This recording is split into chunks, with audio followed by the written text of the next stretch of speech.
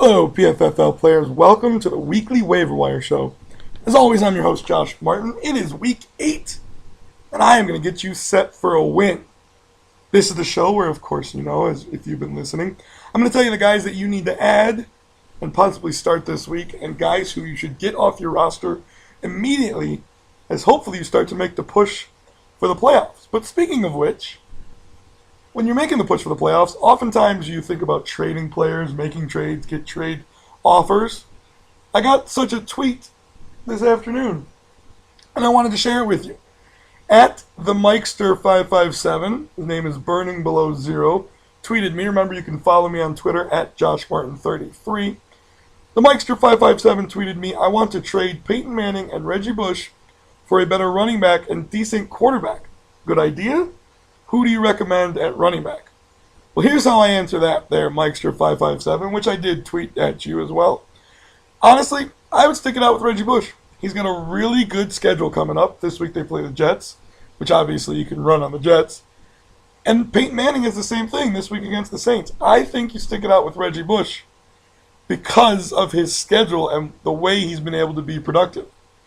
So if you want to hear your tweets on this show, of course, you can send them to me and follow me at JoshMartin33, like I said.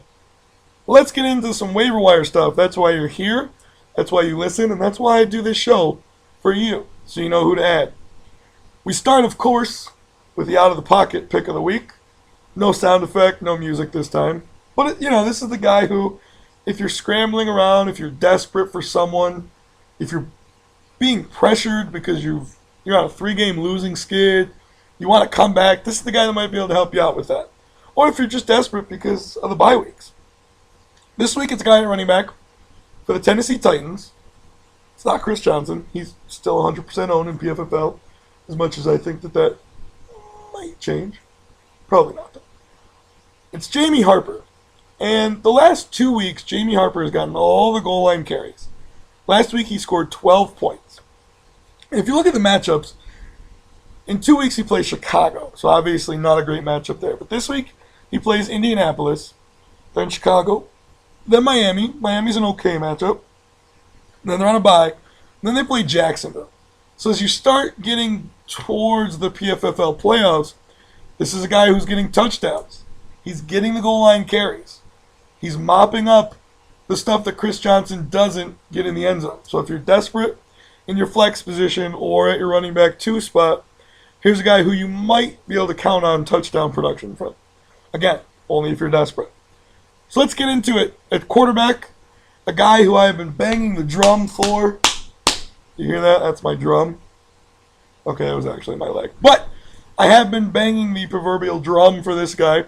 At quarterback, it's Brandon Weeden, who once again had a top 10 performance last week with 19 points. This week, they're playing San Diego. Next week, it's Baltimore. You saw what Matt Schaub just did to them. Then they're on a bye, but then they have Dallas and Pittsburgh. I think that's 4 great matchups where Weeden might be able to start for you in all 4, depending on who your other quarterback is. He's only 14% owned in PFFL. If he's not owned in your league, you need to be the one that gets him. Go out there and get him. At running back, Vic Ballard again had production finally this week. At 9 points. Looks like Donald Brown's going to be out a couple more weeks. You need to pick up Vic Ballard. He's 66% owned, so he might not be available in your league, but if he is, go out and get him. Next guy is Rashad Jennings at running back. Looks like Maurice Jones-Drew is going to be missing some time. Rashad Jennings still owned in 5% of PFFL for some reason going into this week.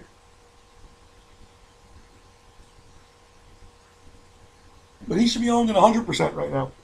Maurice Jones-Drew came out this morning. He is not having surgery.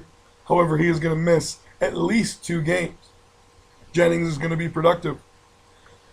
Moving on to the wide receiver position, we start with the guy who was the out-of-pocket pick of the week last week. Excuse me.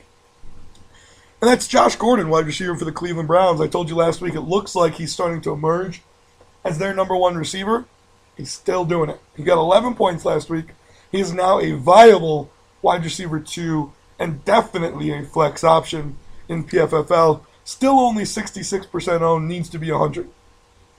Already gave you the round schedule with Whedon. It's the same thing as with Whedon. I love all 4 of the matchups, except for the bye. Next guy at wide receiver is Santana Moss. Pierre Garçon's still out, still dealing with health issues. Moss is the new number 1. He had 17 points last week. He's probably going to score even more this week against a suspect Steelers defense. Then they've got Carolina, you know what you can do on them. Then a bye, and then a couple of bad matchups, Philadelphia and Dallas. Dallas not too bad, but Philly's a bad matchup. But by then, Garçon might be healthy anyway. So put Moss on your team, start him this week, probably next week, and then you can drop him. Another guy at wide receiver, Cecil Shorts. Jacksonville is a horrible offense right now, and I am shocked I'm giving you 2 guys to pick up on their team, but I am. Cecil Shorts is getting all the targets in Jacksonville. Scored 12 points last week because of the long touchdown.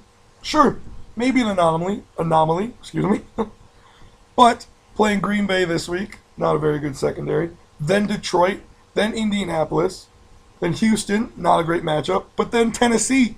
So 4 out of the 5 next weeks.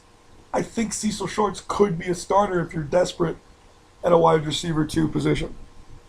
Next up, at wide receiver is Ryan Broyles of the Detroit Lions. Nate Burleson broke his leg on Monday Night Football. He's out for the year. Burleson got a touchdown, ended up with 11 points. And I think he could step in and be their number 2. Titus Young has not been productive. Broyles 0% owned in PFFL. By the way, Cecil Shorts only 5% owned. Last guy at wide receiver is Darius Hayward-Bay. Looks like he's fully healthy again. Got 8 points last week, which led the wide receivers on Oakland, unfortunately. Didn't get in the end zone, but this week has a really good matchup against Kansas City. Then Tampa Bay is an okay matchup, but then Baltimore and New Orleans and Cincinnati. Hayward-Bay less than 50% owned in PFFL. If he's not owned in your league, pick him up. Last guy I think you should add this week, Logan Paulson, tight end for the Redskins. Now, granted, Chris Cooley just re-signed there. He will probably be their number 1. But Cooley was released before the season. Cooley was released halfway through training camp. Not a lot of practice time with Robert Griffin III, especially now game time practice time that Logan Paulson is logged. Fred Davis out for the season. Good matchups against tight ends coming up. Pittsburgh, Carolina, Philly, and Dallas. Paulson is 0% owned in PFFL. Now we get to the fun part. Guys that I believe you should drop this week. Starting at running back, D'Angelo Williams and Jonathan Stewart. Their offense is struggling. Cam Newton is struggling. Their offensive line is struggling. Tolbert is getting more and more goal line carries. D'Angelo Williams and Jonathan Stewart last week combined for 5 points. And their schedule is brutal. Chicago, Washington, Denver, Tampa Bay, Philly, all very good run defenses. If you own them, which most of you do, they're 100% owned and 90% owned respectively, drop them. There's other guys out there, running back, you can get more production from. Speaking of very little production, let's talk about the Arizona running game and William Powell, who is unfortunately up to 71% owned in PFFL. He scored 1 point last week. Had 0 the week before. Listen, this is a team that is not built to run the ball. They're not built to do anything on offense, really. And this week they have a tough matchup against San Francisco. Then they get Green Bay, not too bad. But then a bye, and then Atlanta and St. Louis, 2 really good run defenses. So you're not going to get much production out of Powell. Don't waste the roster spot. Moving on to wide receiver, 2 guys that have really struggled with health issues, plus production, and that's Pierre Garçon and Mario Manningham. Both over 90% owned, both really tough schedules coming up, both giving you very little production. If you own them, I recommend dropping them this week. So that's the PFFL Waiver Wire Show for Week 8. As always, I appreciate you listening. I hope I give you good enough advice to get a win and to win your league. Move you up in a tier. If you're in Tier 3, I know you're starting to get anxious. You want to move up to Tier 2. And if you're in Tier 2, you are only weeks away from the possibility of moving into Tier 1, where the big boys play. And hey, Tier 1 guys, Good for you. You want to stay there, right? Let's make it happen. These are the guys I think, if you put them on your team, can make it happen. Remember, listen to all of the great PFFL Radio Network content we have here at PFFL Radio. This Friday is the Stardom Situm Show with yours truly. Tomorrow is the GoPro Fantasy Geek. And PFFL Live is on Thursday. And on Saturday, PFFL Live Breaking News. I'm your host, Josh Martin. Keep smiling, keep listening, and always look both ways.